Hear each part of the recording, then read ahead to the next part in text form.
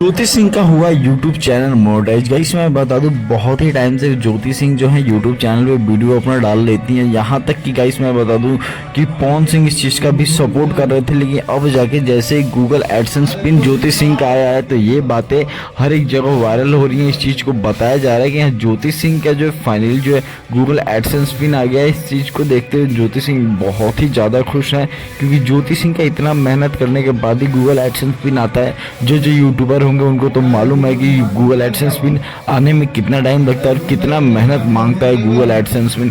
इसीलिए ज्योति सिंह की इतनी खुशी भाई साहब की आप लोग देख सकते हैं कि ज्योति सिंह इतनी ज़्यादा खुश हो जाते हैं कि घूमना फिरना, सभी लोगों को पार्टी देना, ऐसे ऐसे करवाती हैं ज्योति सिंह। वहीं पे पवन सिंह भी है, इस चीज़ को देखते हुए ज्योति सिंह को बोलते हैं कि बहुत ही अच्छा किया तुमने जो यूट्यूब चैनल पर ग्रो कर लिया, यूट्यूब चैनल मोनेटाइज तुमने कर लिया। बहुत ही अच्छी बात है कि साइड इनकम भी आने लगेंगे। इसी चीज़ को देखते हुए बहुत ही ज़्यादा पब्लिक भी खुश है। आप लोग खुश हैं या नहीं है जरूर कमेंट में करके बताएं। बाकी चैनल को